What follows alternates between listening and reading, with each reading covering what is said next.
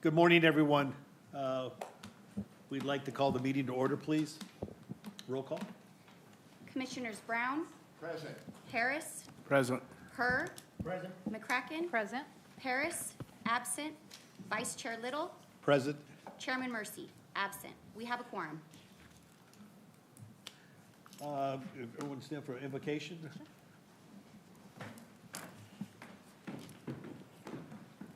Good morning, everyone. Heavenly Father, we come to you today asking for your guidance, wisdom, and support as we begin this meeting. Help us to engage in meaningful discussion. Allow us to grow closer as a group and nurture the bonds of this community. Fill us with your grace, Lord God, as we make decisions that might affect us and all around us. And continue to remind us that everything we do here today, in all that we accomplish, is for the greater glory of you and for the service of humanity. We ask these things in your name. Amen. Remain stand, and we'll finish with our flag. So we'll do all together. Ready? Begin. I pledge allegiance to the flag of the United States of America and to the republic for which it stands, one nation, under God, indivisible, with liberty and justice for all. Thank you.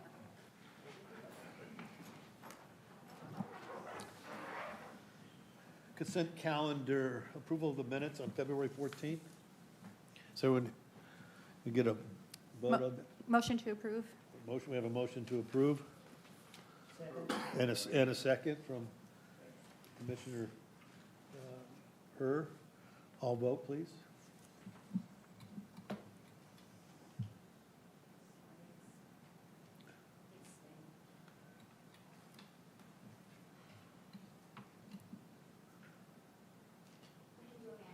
Sure. Commissioner Brown? We're gonna- Yeah, good. it went down. Thank you. Commissioner Harris? Yes. Commissioner Herr? Yes. Commissioner McCracken? Yes. Vice Chair Little? Yes. It passes unanimously.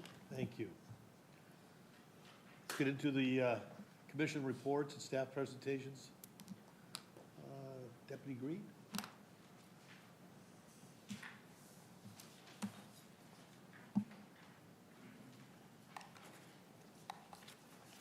Good morning, everybody. It's been a while since I've been here, about 3 months. For those of you who don't know who I am, my name is Lawrence Green. I'm your Community Relations Deputy for Lancaster Sheriff's Station. I've been with the station for about 7 years. I've been with the department for about 10. Recently, I had my collaterals changed to unincorporated areas, so I'm kind of limited on the information I have for the city. I will be giving you the city stats, but I am limited on answering questions as far as the city is concerned, okay? We'll start with our comp stats for the city of Lancaster. Go ahead and, I got this right here, sorry. See, this is how long it's been. I forgot I had a remote. We're gonna go a year to date to 2024. What I'll be going over is the right column to your far right, and I'll be going under the 2024 column so you could see the year to date changes. The Lancaster category is considered your city, and then the unincorporated column, which is on the left, you have two different references. So I'll be going over the Lancaster year-to-date reported under 2024, and then I'll be using that far right column which says 1 year change in year-to-date, so you can see the difference. Under criminal homicide, year-to-date we had 4 reported. We are down 63.64%, which is excellent. Under forcible rape for the city of Lancaster, we had 10 reported year-to-date, and we are down 33%. Also fantastic. Robbery in the city of Lancaster, year-to-date, we had 75 reported. We are up by 56.25%. Aggravated assault, we had 231 reported. We are up 13%. Burglary, we are actually had 173 reported. We're up 8% for burglary. For larceny and theft, city of Lancaster had 332 reported, up 17%. Grand theft auto, 318 reported, up only 0.63%, which is actually fairly good. Arson, we had 4 reported, we are actually down 33%. And your total Part 1 crimes for the city of Lancaster was 1,147 total reported, and we are slightly up by 9%, 9.97 to be exact. Here is your current 12-month comparison from last year. In the blue, you have a previous 12 months. In the, I would consider it copper, tan, the current 12 months, we are actually down when it comes to the arrest stats. As you can see on here, pretty much everything from last year was up above from than the previous year. These are your hot spots for your Part 1 crimes for the city. Your dense areas are obviously going to be in the business districts still, from what I can see. Avenue I and about 10th West. And then your shopping areas, Avenue J and about 20th Street, just west of 20th Street West. Your calls for service are a little bit different. So this was recently added, I'm seeing, which is good because there's a difference between your Part 1 crimes and your actual calls for service. Calls for service are very dense in Lancaster, and we take pretty much the most calls for service in LA County. So when you look at this hotspot, you can see where people are actually calling from. The dense areas of the business districts, and it looks like probably about, I want to say Avenue, let me zoom in on mine because I'm blind. Let's see here. It's going to be Avenue I as well, just south of Avenue I. And it looks like Challenger, just west of Challenger, and J. That 1132 RD is a really dark spot where they're coming, where they're calling in as well. Any questions so far? These are going to be your crime definitions for anybody that's curious on how a crime is identified. And this is also available to the public if anyone needs it. All of our data sources come from our arrest query tool and our crime stat through Larsis, okay? And that will be the end of my presentation. Are there any questions? I just kind of had one. If I understood this correctly, you were showing on your arrest, you were showing that the numbers are going down. Yes, for the arrest stats, and I'll bring that back to, oops, sorry. And based on your 5 to 1 year comparison, out of 5 out of 8 of the categories were actually higher in issues. Out of which category? From your 5-year to 1 year comparison, out of the 8 categories, 5 of them are were high in. So Which you one think is? there would kind of be a more arrest based if the numbers were higher in those areas?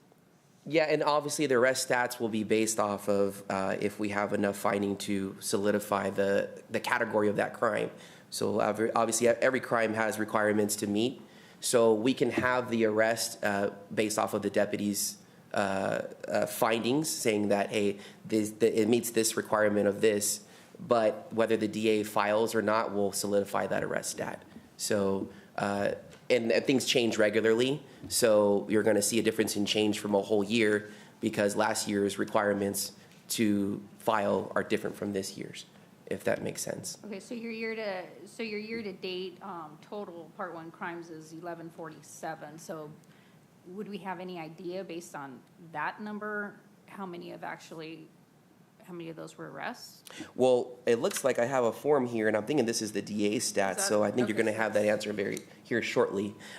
So I'll let on them, yours. yeah, I'll let them answer that, and I'm sure you'll get that answer soon. Okay, great, thank you. Any other questions? No? Commissioners, anything? No? All right. Thank you guys for your time. I Great, appreciate thank it. you. Oh, real quick. Yes. If you're limited, you're in a different location. Yeah, I'm working in the unincorporated areas, Antelope Acres and Lake Los Angeles. Okay. So, yeah, so I'm sorry limited on So information who's for the going to be city. coming here and Oh, filling yes, this? my fault. I apologize. So Kit Groupie is going to be your new assigned city liaison for community relations. He will be monitoring all of the information going on stat-wise for the city. Good. And he will be presenting for you. It just unfortunately had a medical issue, so I had to take over for today. No problem. Okay? Appreciate it. Thank you, guys. I will just add that, yes, arrest stats are down year-to-date, but the call volume is continually going up. I think we had spoke at about 80,000 calls for service before, and in our newest risk management analysis, we were up to 82,000 calls for service. So the calls for service themselves are going up, but the arrests are going down because we're responding to more calls. And this isn't incorporating, detectives when they do take reports and ultimately down the road make arrests or arrest warrants or filings down the road. You mentioned risk management. Can you explain that a bit? So the department, we do twice a year, we do a risk management forum, and it overlaps specifically for that reason to incorporate the timeframes, and it goes from January to February, and then we also do it from July through the following June. So twice a year, we do an analysis of all our statistics from arrests to calls for service and statistics that we present downtown to our command staff. Anything else? Commissioners? Thanks, Cap. Highway Patrol. Good morning. My name is Armando Casas out of the local CHP office here in Antelope Valley. Just go over some stats for you today. Our enforcement activity for the month of April is at a total of 646 citations issued. Of those, 389 have been speeding violations. We've also issued, actually made 52 DUI arrests and an additional 63 arrests for other different violations. A total of 1,160 enforcement contacts for the month of April. Our stats are down for comparing to the April of last year, and that is due to our short staffing, but it is slowly increasing. We've only had one trainee graduate who has added to our staffing, but we do have 6 other trainees currently and 2 more on the way. So for the month of June, our staffing will increase, and we're able to deploy resources accordingly a little bit better. I know we have had a rash of fatalities within our jurisdiction, and it is not due to unsafe roadways. It is more due to unsafe driving from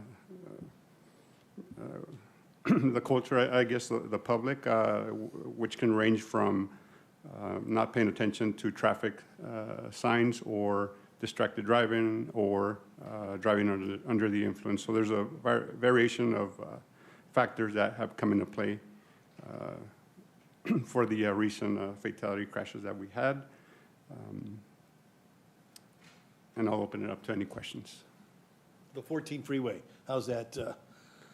I know that there was a lot of signs going out, a lot of things that the general public know. Has it helped? Is the signage out? Has the warnings gone up?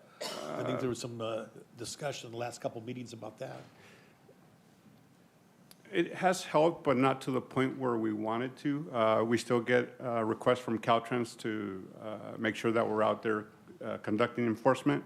So we are consistently sending out units saturating the 14 freeway to send the message out to make ourselves visible. So it's not where we want it to be, but it has made somewhat of a difference. And what's the cutoff for us up here as far as the 14? I'm not familiar with the cutoff. I think it's close to Avenue. It's between H and A. No, as far as going south, your coverage. Does Santa Clarita pick up? Yes, somewhere. I don't know the exact cutoff, but I know it's around Red Rover. Okay. Okay. I don't know the exact name. I'm not familiar with the area. I've just noticed that. Right around there. Okay, I just noticed the 14 freeway, there has not been any slowdown as far as speed. I mean, I'm traveling that, unfortunately, still going over the hill at least 4 times a week. Mm-hmm. And it's amazing to me, the speed on that 14 freeway, and or somebody on their cell phone. It just absolutely blows me away, you know? So, that along with the gravel trucks, you know? Yes, sir, understood. We'll continue to work on it. Like I said, we'll be in a much better position coming June, and, Right. but in the meantime, we'll continue to deploy Yeah. saturation patrol. Yeah. Well, thank you for everything you do. Thank You're you welcome. so much.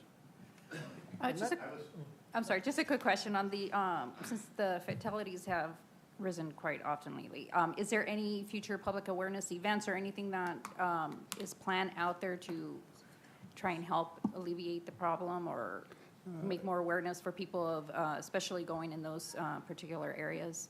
I didn't bring the agenda for our public information officer, but it will continue as normal. So there are events scheduled. I just don't know what they are. And we've been participating at the Poppy Festival, which was the most recent one, and we'll continue to conduct those presentations. I just don't have RPIO's agenda. Okay. Question? This distracted driver problem, as there's a lot of evidence that it's increased dramatically now that people are using their cell phones to Turn your mic distract on. while driving. Doc, turn your mic on. Oh, thank you. I think I did. There we go. Sorry about that. So, I think most of these phones are now pretty capable of being used hands-free for phone calls. But it's astonishing to me that people are actually able to text and drive. Do you guys get a lot of evidence that that this is one of the main problems of distracted driving and causes of accidents? It is hard to support that type of violation. Not much evidence, no. No, sir. It would seem to me that it would be easy to determine if there was an accident, that you could figure out whether the person was on texting at the time of the accident. Is that? It depends on, actually, the severity of the accident, unfortunately, because we don't have the authority to search people's phones to determine that. That would require a search warrant. So, and the violation is always denied, so we do our best to corner them during the interview of the incident, but we can't look further into their phones to determine. Certainly in a traffic stop, that would be true, but in a collision where there maybe is an injury, that becomes a crime scene, and isn't there an opportunity at that point to? If it is considered a crime, we do take the phones as evidence for further download and research. Good, all right, thank you. I'm not sure that the 331 speeding violations, there is a citation, so you guys issued, there's a higher number or not, but that has something to do with the construction on the 14th? The number of citations? Speeding violation. Yes, well, a high number of them are on the SR 14. Yeah, you said it's 331 speeding violations. Is it a higher number because of the construction on 14? It's actually down compared to the prior year. Oh, it was? Yes, it's down, yes. So, in other words, we're doing good. People are doing good, and they get used to it, they obey the law, speeding. Not based on. I'm not sure if that's the case, or we're not covering, we don't have the coverage like we used to, because you're down officers also. Correct. Yeah, so I mean, and two, I think when it comes to that, Jen, what you're referring to, I would look at the cutoff point. I mean, if Red Rover could be the cutoff point, we're looking for Santa Clarita, and we don't really know, and drivers seem to be semi-intelligent when you're on that 14 freeway, if they're speeding, and where cutoff points are this and that, and they're looking for all angles. So I'm just amazed at speed on that 14. And I'm on it all the time, and it's just amazing to me, you know, so.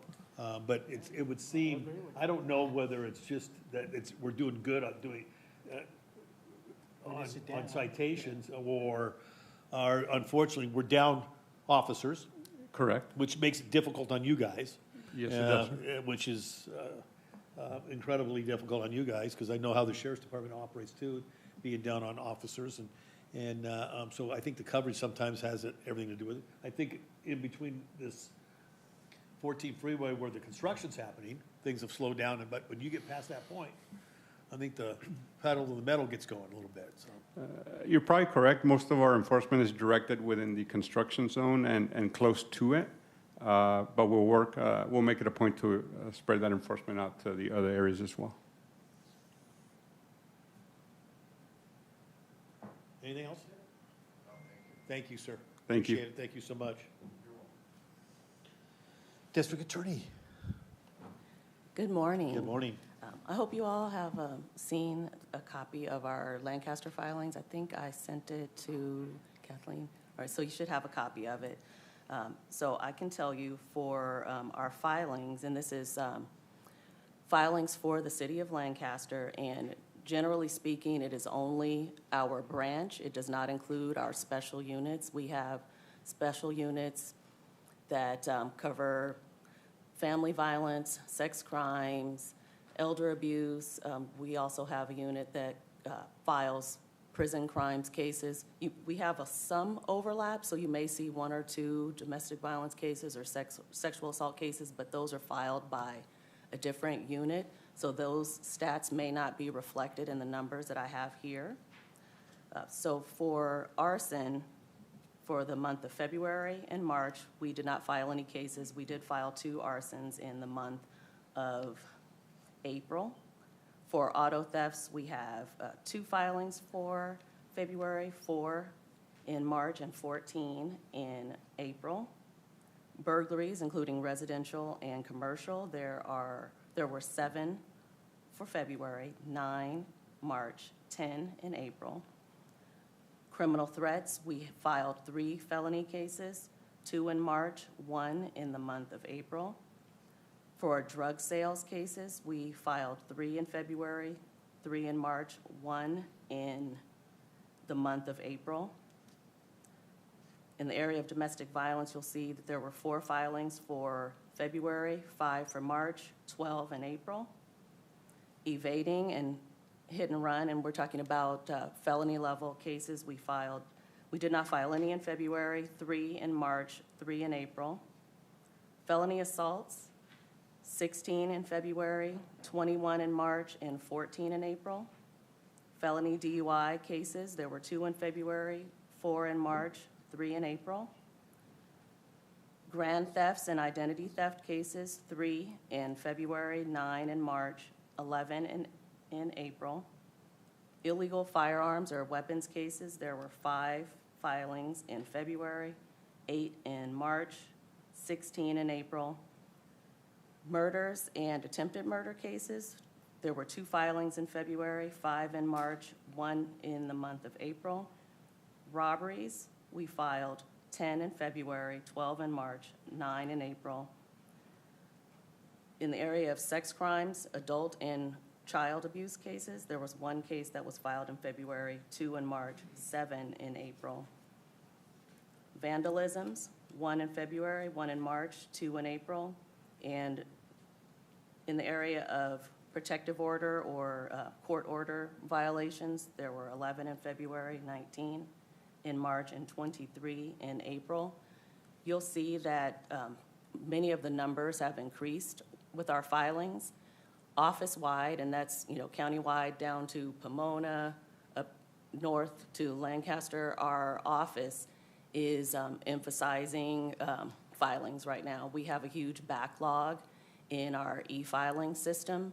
The DA has issued a directive to work on cleaning up that backlog. So I think over the next few months, you will see many more filings as we concentrate on that. We have a centralized filing unit that is responsible for that.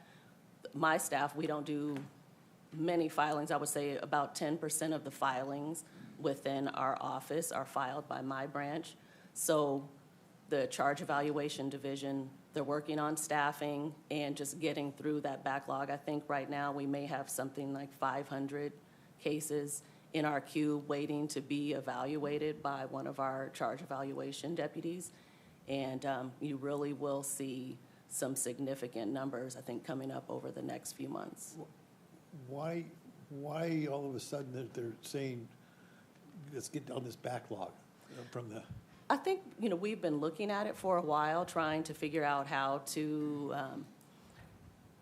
really get through those cases. Office-wide, we've been short-staffed. I think that's, a chronic problem. And so I think there've been some growing pains with our centralization of our filing unit. And so we're just trying to figure it out. that was my next question. In your case, how many attorneys do you have to do the workload? I mean, So right now, we're struggling. yes. My staff right now for the entire Antelope Valley branch, and I'm not counting any of the deputies that are assigned to the special units that are here. I have 16 attorneys that I supervise, and that's for the entire Antelope Valley branch. We have 11 courts that we staff, full-time, a DA in each one of those courts. So that leaves me with just a few DAs available to handle our trial calendar. And so we're doing the best that we can to manage with the staff that we have. So if you can only work 24 hours a day, 8 days a week, huh? Right. Yeah, you could Right. fill that void, Right. yeah. I Any just had a couple of I questions. had a, I'm go sorry. ahead. On your filings list? Yes. Under the felony assault, you have ADW and GBI. What are those? So ADW is assault with a deadly weapon. Okay. GBI, it's another assault section. It's Penal Code Section 245A4, which is assault by means likely to produce GBI. And it's just, our felony assault statute. And under murder, you have 664/187. So 187 is the murder charge. It's Penal Code Section 187. 664 in the Penal Code means attempt. So 664-187 is attempted murder. Okay. And last one. On your grand theft, you have it combined with ID theft. Are you finding an increase in ID theft lately, especially with AI starting to become as big as it is? I have not seen an increase. I think the numbers are about the same. Okay. Okay, thank you. You will. One of the, so we have here a list of the filings. What we don't have is a list of cases that were brought to the DA's office that you chose not to file, and whether there's a lot of cases being brought that you're choosing not to file or not many. That backs up into the whole problem of whether the police, knowing that the district attorney's office is not going to pursue certain kinds of crimes, has stopped bringing the crimes in to be filed because they know they're not going to go anywhere. Certainly, the DA has a reputation for being pro-criminal, and there's been a lot of activity both in Sacramento and in policy to try and be soft on crime, not prosecute certain kinds of crimes that the DA or maybe the legislature think are unimportant. But that the public may feel very different, and I know that Mr. Gascon is going to be facing a pretty tough election this year, largely based on that problem, or the perceived problem that the public has it. So when we look at filings, what aren't we seeing? We're not seeing cases that were brought in and rejected, and even harder for you to estimate, we're not seeing the cases that the police didn't bother bringing to the DA because they know they're not going to file them. And yet they're still potentially arrested.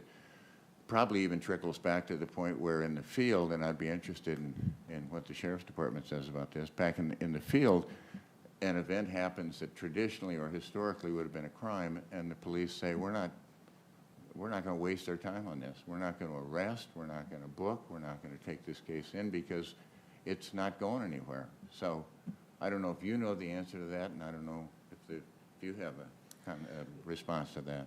I do not have our decline numbers, but that is something that I can provide for the next meeting and moving forward.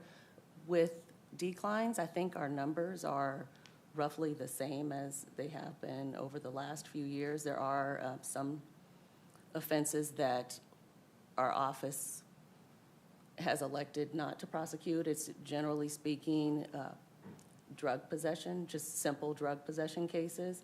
But beyond the simple drug possession cases, we are evaluating all of the files that, or all of the cases that have been submitted to our office for review.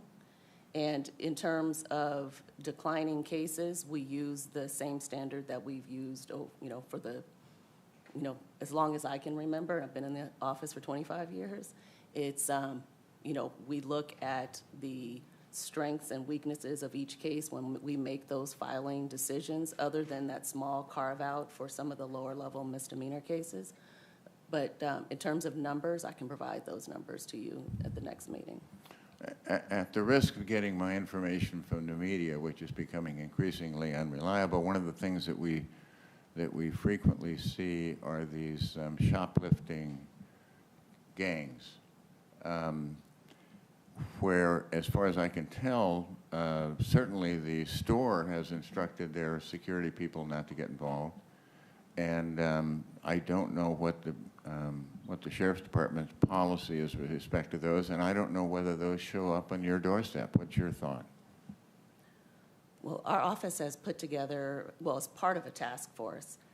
It's not local. We have our organized crime division in downtown Los Angeles. They're in charge of the task force from the DA's side. I know that we're partnering with, I believe, CHP and the Sheriff's Department on those types of organized retail thefts, because it's handled by a separate unit. I don't know much about that unit, but I can gather some information and potentially have someone come with me to another meeting and address those issues.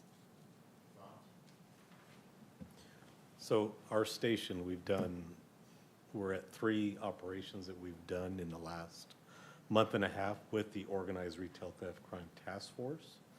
And it's a task force that was started by Sheriff Luna, and it does incorporate the district attorney's office and members from other departments.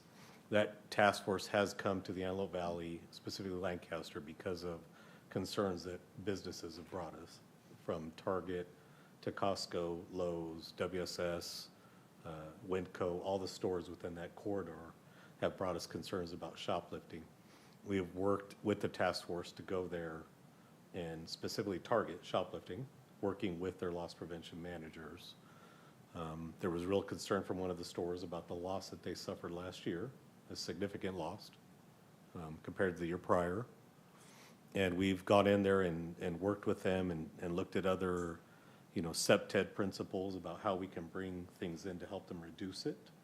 We can't mandate, obviously, what their loss prevention does and how they detain people. But, working with them to bring in, we brought a decoy vehicle that we parked in the Target parking lot, and that actually has been instrumental. The loss prevention manager has come to us and said, every time you bring that car, it reduces the shoplifting in our store in Target.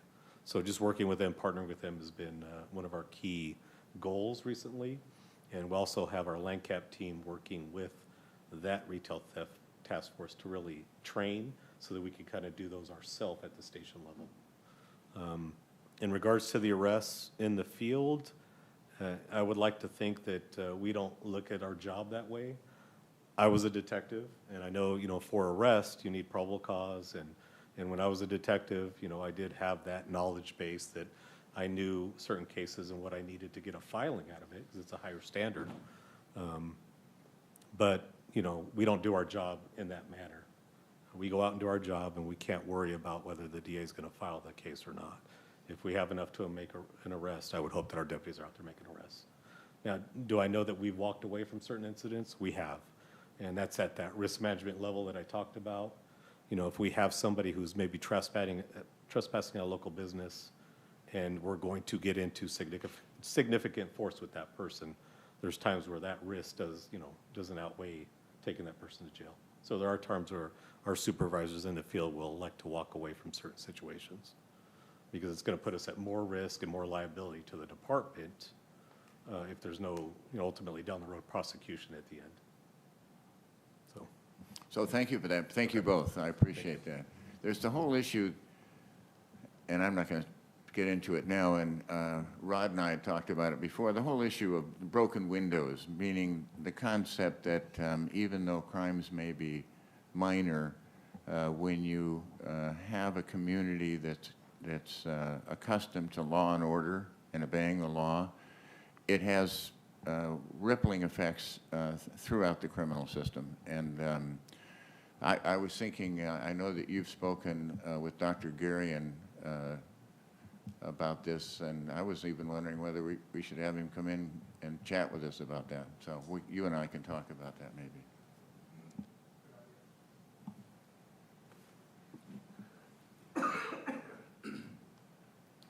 Any other questions, Commissioner?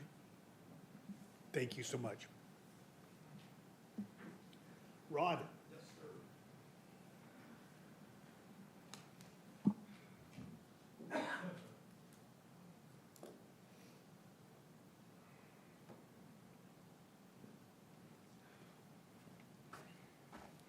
In a month, a long time. It seems like I haven't seen any of you in so long, so it's good to be here with you today. A lot going on. First, I want to take a minute to just point out that our partnership with the Sheriff's Department is still fantastic, and still a lot of really good things going on. And yeah, there are roadblocks to success, I'll just say that.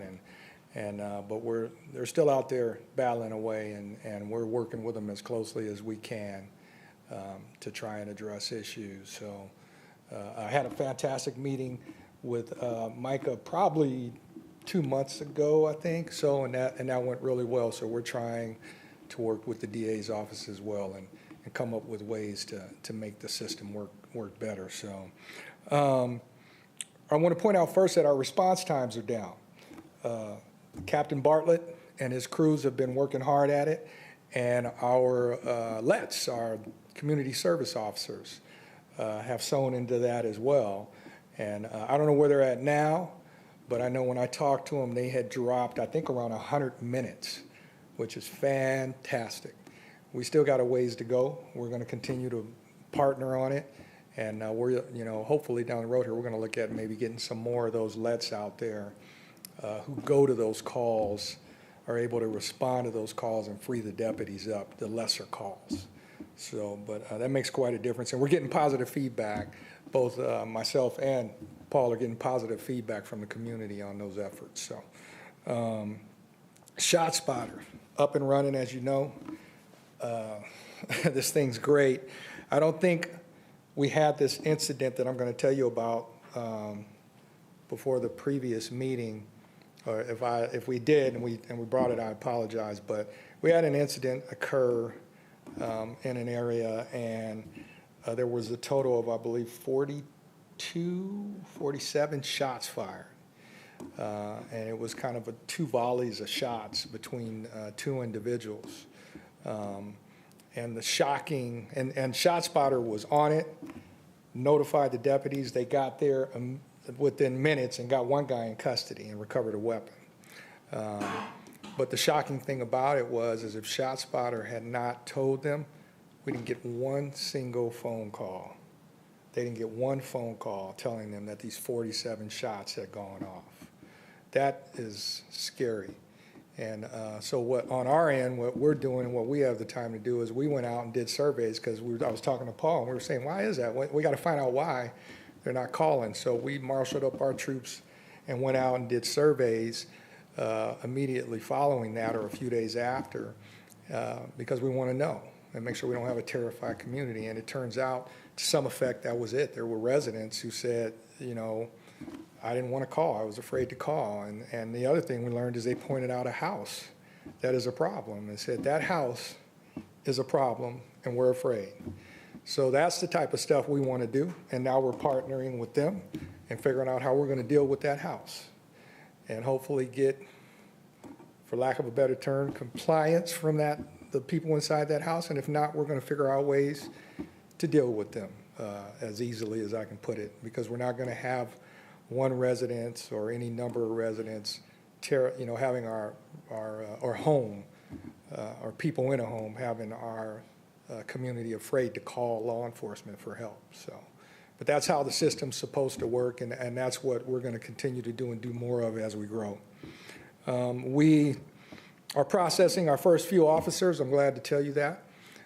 and we're excited about hiring them and getting them online. It's still going to be a ways before they're actually out there really doing things, because there's a lot to it, policies and everything we're still trying to work through. But shouldn't be too long before we bring some of them up here to meet you, as soon as we get them through the last parts of the hiring process.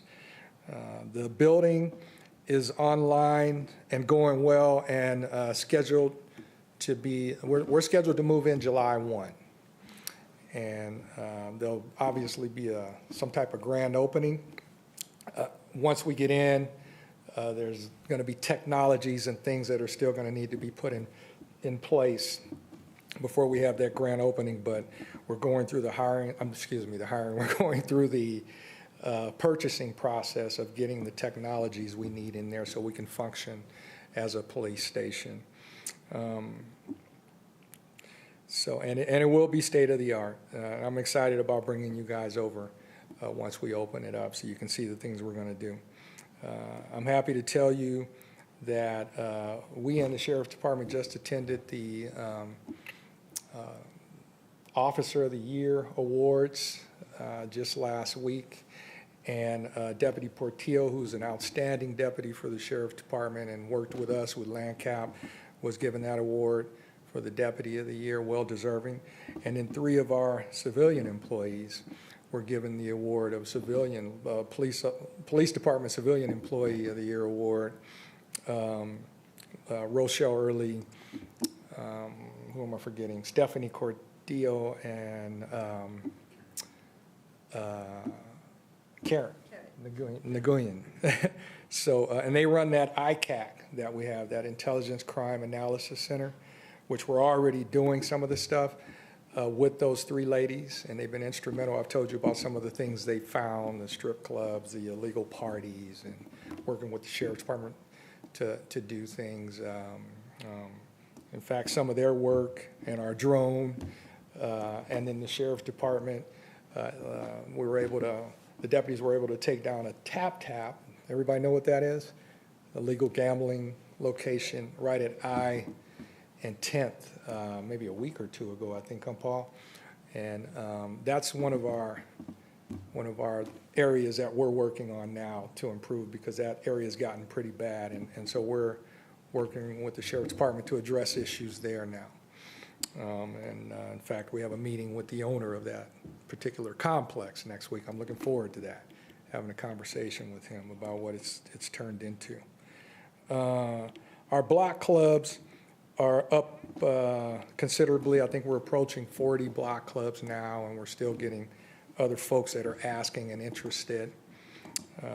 Our business watch groups are up. We've got over 50 businesses that are participating now, so we continue to push in that direction.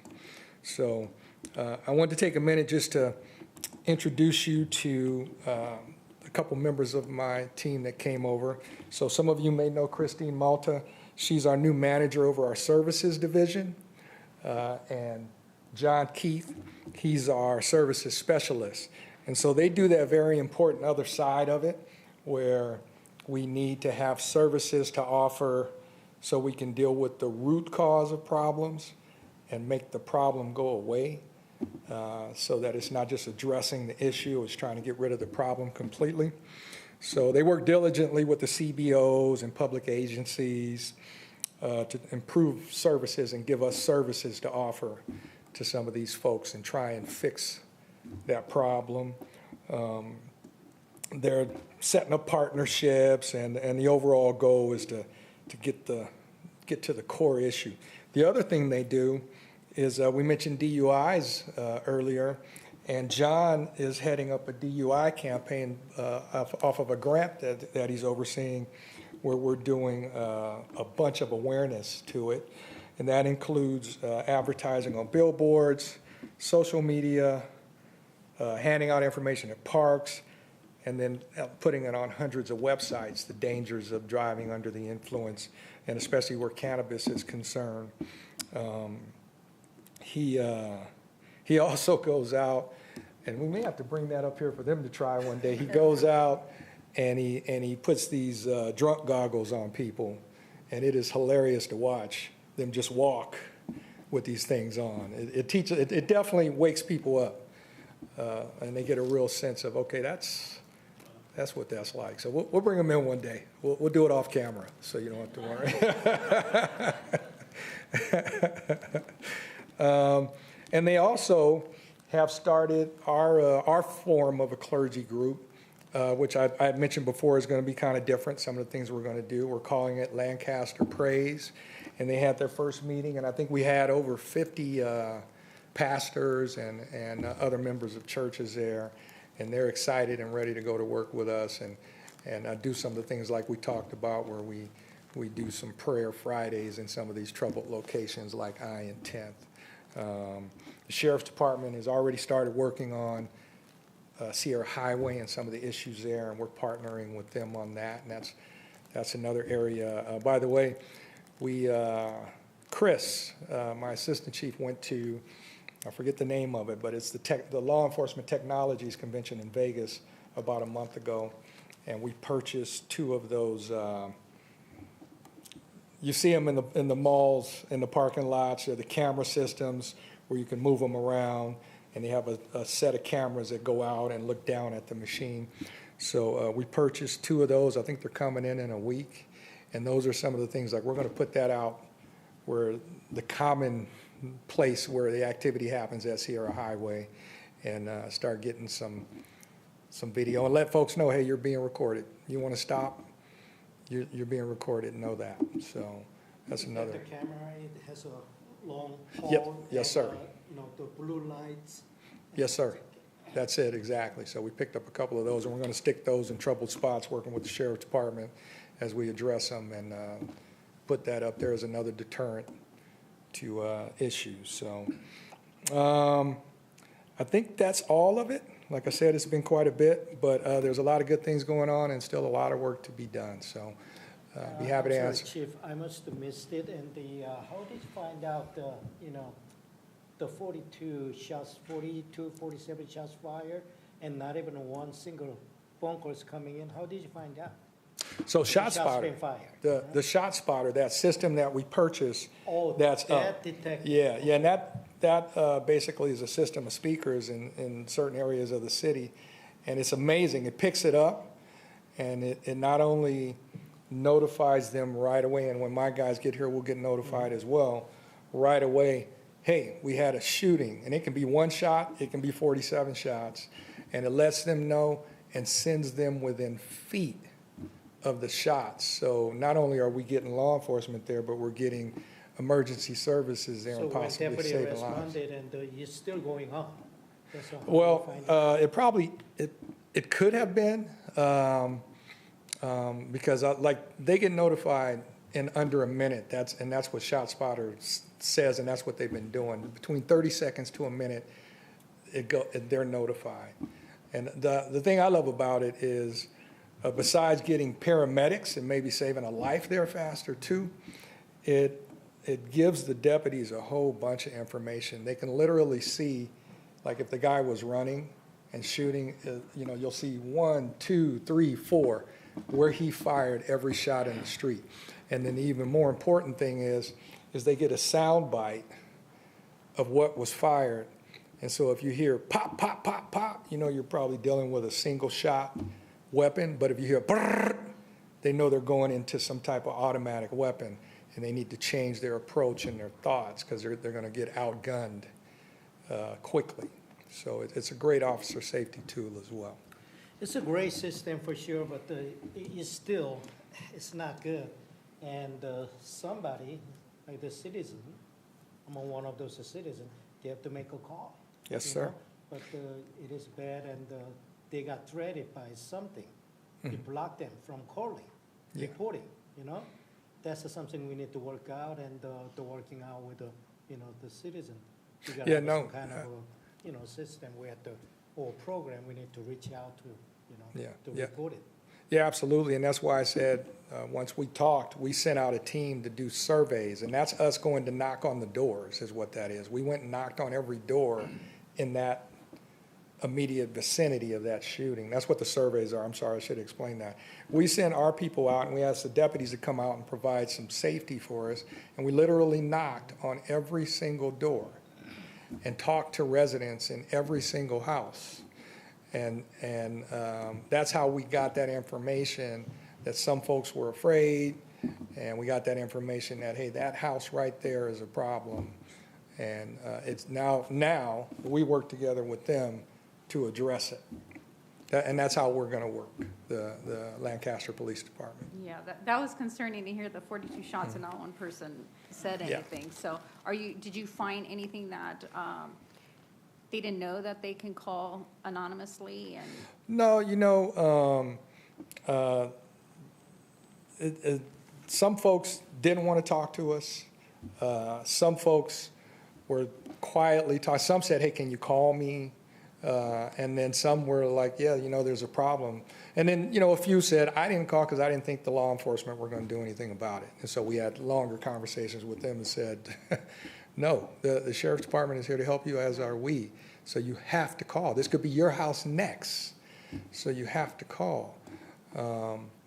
But I think that's the way we should do it, where when we learn of these things, and the sheriff's department's been good about letting us know too, we go in then and say, okay, let's have a talk.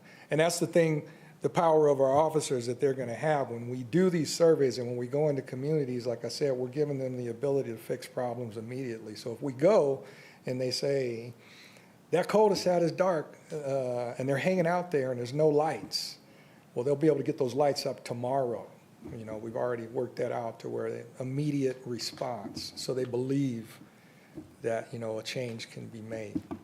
Well, I think it's great that, the city's listened to the people that we needed more help when it came to working with the sheriff's department. So I just think maybe if, in the future, once we have all the answers, some kind of messaging out there to let people know, hey, we're on it, we're working together. You have to call, that old see something, say something thing needs to go back. And let people know that, they can call 911 or call the station and be anonymous and not have to worry about, names getting out there or anything like that. Because Yes. that's very concerning that, people are still afraid to say anything. But Absolutely. it's a good thing that it's a start. So I did have a question, though, on the issues with Sierra Highway that we used to have. How is that increase? Is that improving any with the conversion of some of the hotels out there? Yeah, it definitely has made a difference. And in fact, there's a hotel that I will not name that the sheriff's department and we are now working on another one. But with the purchase and conversion of some of the hotels, it definitely helped. I think one of the problems is that the young ladies out there don't have any problem going behind an auto mechanic shop. Because we went out and did surveys out there and learned that these are some of the locations, and we share it with the sheriff's department so they can encourage the deputies to go back there on their patrols. Just finding a new location. I'll share something with you that is disappointing for me, or made me kind of angry, and really looking forward to get out there. Is we identified one of the pimps out there, and I hope he's listening. We identified one of them, and that was our intelligence crime assessment. The three ladies I mentioned were able to identify this guy, and we shared it with the sheriff's department. So they've got their eyes on him now too. And what I learned about this guy is he has a thing that he does with these girls where he makes them tattoo his little sign over their eye. So I just won't say what I want to say, but that guy needs to be dealt with. So, but that's how we're going to work. We're going to work to try and get as much information and use our guys, and then pass it on to them and have them as a team try and deal with those issues. It definitely got better. Summer's coming now, and I'm hearing that they're back out. But we did have to come off of it a little bit, and now their team, LANCAP, is on it, and we're going to get on it as well now, too. And then with your businesses, your business watch, sounds like it's improving, right? You said you Yes. had an increase in business. How is the response for, I guess, both of you as well, Captain, with the businesses and listening to your suggestions and like, to prevent any losses from happening? Are they being very receptive to you? Yeah, they absolutely are receptive, and they want the help, and I applaud Captain Bartlett with getting the crime task force out here. That helped a ton, and they were extremely successful. I mean, they were out one day and at one of the big box stores, and I think they made like 15 arrests, was it, Paul, or? Yeah, it was 16 arrests and recovered a firearm, and actually also led them back to what we call a fence location. The guy that was taking in a lot of the property to resell it for a profit. Yeah, so the businesses are definitely open and want the help, and we're doing education with that and talking with them and SEPTED along with KIT, Deputy Groupie, to try and educate them and work with their loss prevention on making it better. Yeah, I'll add that they've been really receptive. We brought a lot of things to the table. Like we said, we tried that, putting that vehicle in their parking lots, adding signage, adding flock cameras, having these businesses buy in and purchase flock cameras for those parking lots, and then advertise it. Put it on signs in the parking lot, you're being recorded. It actually makes a difference for them, so. Yes, sir. Great, and if they want to participate, they just call the city? Yes, Or- okay. yes, they can just call the city line and they'll transfer them right over to us. So, and that's being put out and pushed out on social media, and we're also doing some contacts of stores. Okay, thank you. Rod, a couple of other notes is that in the past, we used to get reports on, from the assistant city attorney on housing, problem properties, encampments and stuff like that. Is there any way we can get back to that? I know there was a lot of things that Howard and I were very much interested in, being on a committee to find out all these problem properties and what's being done. Property owners aren't cleaning them up. The more we drive around, we see more boarded up stuff and trash and everything else. And if we could have, I'm not sure if we could have Andrew here to give us a report on what his crew does, the revolving door. It helps us look at those problem areas. But we used to get a lot of that stuff, and we don't get that too much anymore. And I don't know what you can do or how we could get back to that. Yeah. I No, know that we've talked about it. Yeah. It would be nice to get that again. Yeah. Yeah, no, that's not a problem. We can do it. It's probably my fault because I started transitioning to crime. No, we But- get that. But we can certainly do that and bring Andrew. I'll tell you now, they've been at it continuously, and they've had some successes, like behind the McDonald's, you saw that, and then I think that's 10th and I. There's a little lot behind a church or something. They knocked that out. They just finished today with, I have trouble saying it, Amargosa Creek. Is that what it is? Amargosa? Amargosa Creek. They just finished that today. They cleaned it out, and then they realized that I think there's 2 driveways, I haven't seen it, where they were driving down and being able to bring all their carts down. So they put up some type of a structure so they cannot get down there, even with a shopping cart. So they just finished that today, in fact. So, but we'll have those reports Yeah, no, start. that would be good, because I know Andrew and his team and what you guys have done is phenomenal work at Revolving Door. Also, too, Cat, too, and this could be both, is I know there's been I get a lot of calls on some property owners that call me and they see on Avenue Y in Division. That corner there, right across from the old fairgrounds, has been a real issue of motorcycles racing up and down the streets, and I'm sure that you've gotten a lot of calls. That, and if you could address the Sierra Highway and Avenue Y, that corner there has been a lot of problems with that particular piece of property. Okay. Yeah, we'll definitely keep working on it. We do have one of he's stellar employees, actually a reserve, and works for Lancaster School District. He is funded through the city for some overtime. He comes in almost every weekend on Friday nights, Saturdays, and he's out doing the enforcement on those illegal motorcycles and the little pocket bikes that are driving around all over town. and he does a phenomenal job of going out there. He doesn't chase them, follows our policies, but he'll wait until they pull into a 7-Eleven or wherever it is, and then walk up to the bike when they park it, and he's able to recover and take and impound a lot of those little motorbikes. Is that one place of business, Cap, right there on, or Kenya, on Avenue I and Division? There's a place of business there that's been regularly having these motorcycle groups in there? And the reason why I Oh, know this, because I've had people ask me who have businesses down Division going north, have said something to me about it. Do you mean like the motorcycle clubs or Yeah. in the parties? Right. Yeah. And then they funnel over to the old fairgrounds there, and then pretty soon they're racing up and down the streets there, so. Yeah, we've been addressing those probably. Is for that one of the last- clubhouses? Yeah. It is, oh, okay, Yeah. so, yeah, we'll get on that. We were, Work on that. we were working on one of them, and we had to pull off for something else. That's probably that one, so. Okay. I have a question. Going back to the 63 shots fired, was this gang-related, or this was just flat-out criminal war, or what's the story on it? It was a full-on shootout. I believe there was actually 3 different caliber of weapons that were recovered at the scene.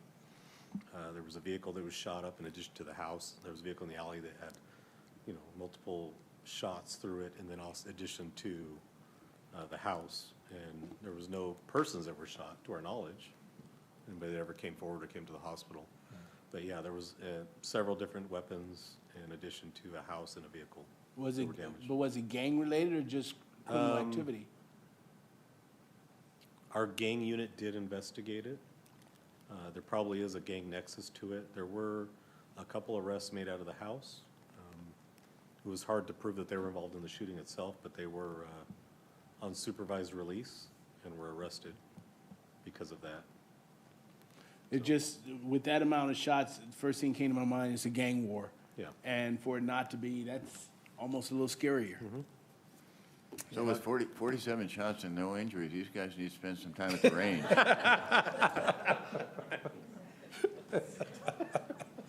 I think that's another committee, Doc.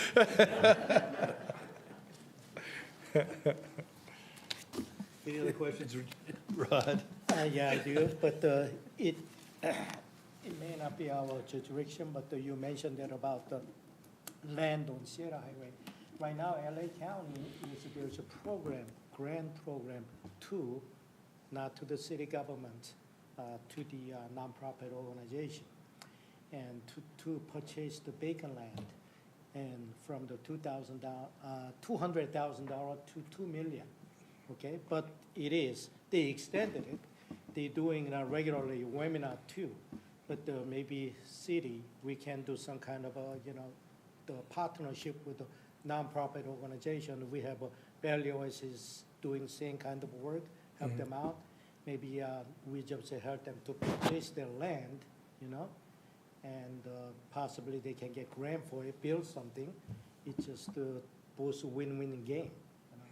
Yeah, we can certainly take a look at it, sir. It's going on right now, and it is, and as a matter of fact, and they have another webinar, because it just covers everything, who can qualify and what you can use for this grant. And grant is, it is absolutely free money, once you qualify. Yeah, we So can definitely take, we might, somebody can in check on it. fact, the city might already be, I'm not sure, but we'll check on it, because there's folks in there in finance who do the grant stuff, and then we have a grant specialist too. I don't know if you guys are familiar with that grant he's talking about or not. There are a few that's out that I believe it may be the same one he's Okay, talking about. okay, Structure. okay. We'll see, he's saying we may already be looking at it. It has to be nonprofit organization to who can apply. I can send you Okay. information. I got it. They're sending me the email, every month what kind of grants are available. No, that'd be great, we'll take it. Okay. You want to send it, we'll take it. Yep, Rod, thank you, sir. okay, you got it, sir. Thank you so much. You got it. Congressman Garcia's office.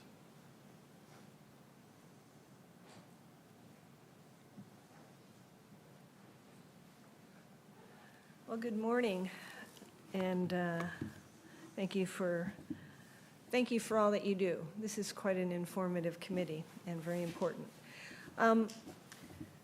So before I get started, if you give me a second, I wanted to just highlight the committees that the congressman sits on, and it'll make sense when I tell you the different legislation he's put forward and the things he's focusing on.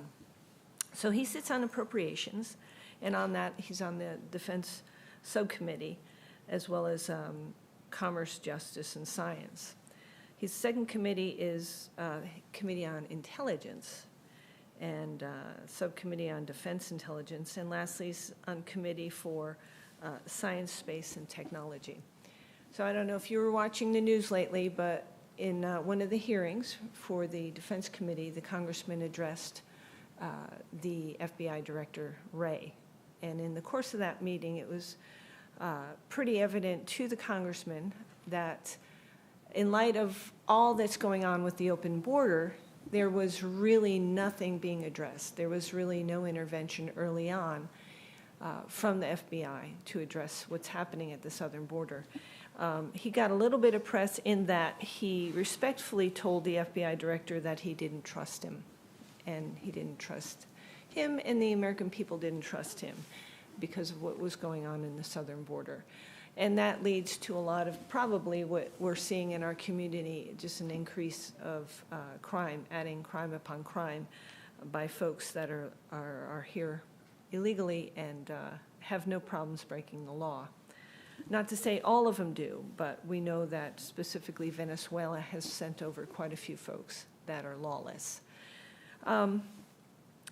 So with that, I just wanted to mention that to you, and that's a fight he's continuing to fight because it is a national security issue for our country. This week, coming up in D.C., is National Police Week, and there'll be a fairly large delegation from the Lancaster station as well as the Palmdale station. And our team is hopefully putting together a great welcoming package and being able to make our law enforcement folks out here feel welcome and appreciated for what they do. On the legislative side, he has introduced a bipartisan bill, which is, right now, you don't hear that term a lot in D.C. There's quite a bit of division, but I think, again, it just speaks volumes to the ability of the man I get to work for. He's able to reach across the aisle and get some things done. H.R. 8089, which is a Medicare-Medicaid Fraud Prevention Act. Billions and billions of dollars have been taken from Medicare and Medicaid, and this act would hopefully be able to intervene on that and restore some of the funds that were taken. Second one would be H.R. 6093. It's the Weather Act, the Weather Reauthorization Act, and it's in light of our last two seasons with the atmospheric rivers coming through and the devastation. Even to our area, there's been a lot of, especially in our hilly area, some flooding and things like that. There's been billions of dollars spent by FEMA to address it after the fact. This act would in turn address it to hopefully predict some of these atmospheric rivers in advance so that we can prepare a little bit better for those. And then the second one, or the next one, would be the Fire Development Act, which again is a bipartisan bill. And that would be a detection using drones to be able to detect some of the fires deep within our forests. And again, California has just been devastated by fires these last two seasons. And everything I'm hearing is that with all the rain we did have, there's going to be more dry brush. So there's a good chance we may have another bad fire season. Where this kind of unravels for us is, we hunker down, we get through the fire season, but then we see things like insurance companies not wanting to write insurance in the state of California, which in turn impacts the home sales in California. So it's just this really downward spiral. So the Fire Act hopefully be able to prevent that using the drones deeper into the forest area to be able to get to those fires sooner. And then, let's see, the other one is, I think that was it. Those were all the things I wanted to mention, unless you have any questions for me. Any questions?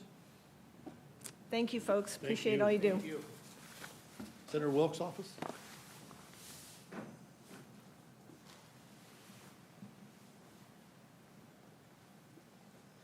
Good morning, everyone. Thomas Marino from State Senator Scott Wilkes' office.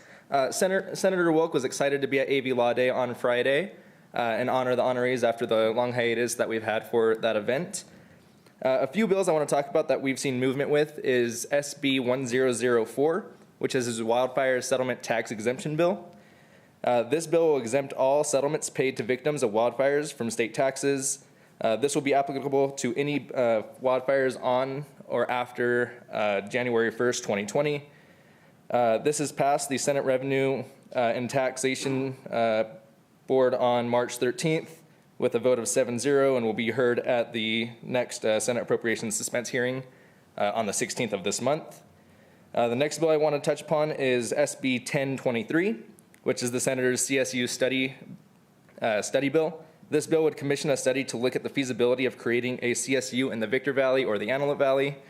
That has passed the Senate Education Committee on a vote of 7-0. We've seen very little to no resistance on most of his bills in committee so far. We're hoping that that stays that way and we could pass a lot of the bills that we have on our agenda.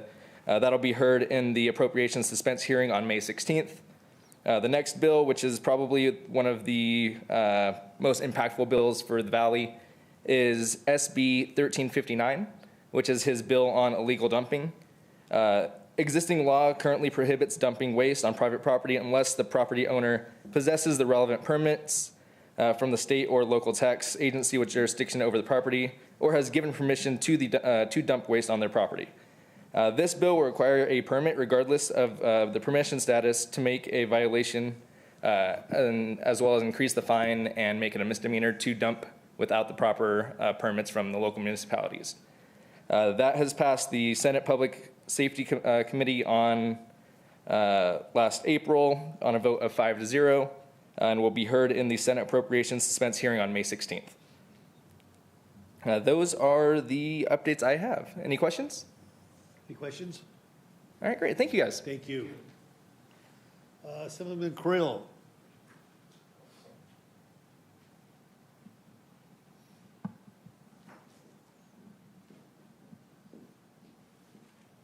Hi, good morning, everyone. There has been some changes, so I'd like to introduce myself again. My name is Angelica Rangel, and I'm a field representative for Assemblymember Juan Carrillo. He has introduced a lot of veterans, industrial, and also, education bills, but I have a couple that I would like to highlight just because they may pertain to you all. The first one is AB 2371. Electric security fence permits. This bill seeks to prevent property theft by allowing property owners and businesses operating on manufacturing, industrial, or specified commercial properties to install and operate an electrified security fence for security. The second one is AB 2929. That is advancing foster youth families finding efforts. So this bill seeks to connect youth in the foster care system with families and promote equal access to updates in family finding efforts from social workers would improve the overall well-being of the foster youth children. I also have some handouts and fact sheets for the rest of the bills, and then I'll leave that over to you so you can share with the rest. Any questions? Nope. Thank you. Thank you for being here. Assemblyman Lackey.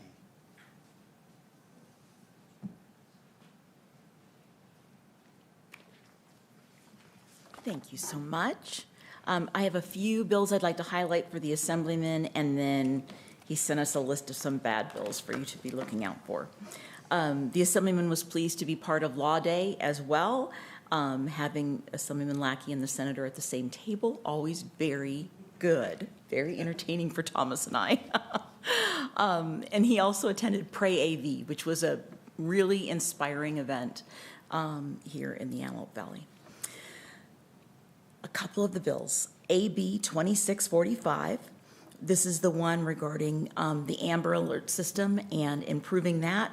It has passed both public safety and transportation and is now in appropriations. AB 3083, the gun violence restraining order. This one will ensure that subjects of domestic violence restraining orders do not have any firearms. This is probably the only firearms bill that the Assemblyman could get behind, because his theory is if it is predictable, it's preventable. And we can prevent many more issues if we take away the guns from someone that has a domestic violence background and it has a restraining order. So this one is also passed out of Public Safety and the Judiciary Committee and is also in appropriations. And finally, on the Assemblyman's list, AB 2840, a juvenile probation fix. This bill will remove a clause from Section 875 of the Welfare and Institutions Code that allows a court to sentence adults over 25 to juvenile detention facilities. Heaven help us. We have to make a law about that. So it is in the Public Safety Committee currently. So we're hoping that that also goes well. And then a few bills for you to be looking out for. SB 1126, and this is a gun bill. The purpose of this bill is to make it an aggravated misdemeanor for a person to openly carry an unloaded handgun when the handgun and expended ammunition are in immediate possession of the person. So if you purchase a handgun and you purchase ammunition and you carry it out of the store, you could be, with this bill, arrested. Watch out for that. Also, SB 1116, increased unemployment insurance taxes to subsidize striking workers. This bill would allow the EDD to pay workers who are striking, not unemployed, but striking, their unemployment benefits. And finally, AB 2200, the government-run health care.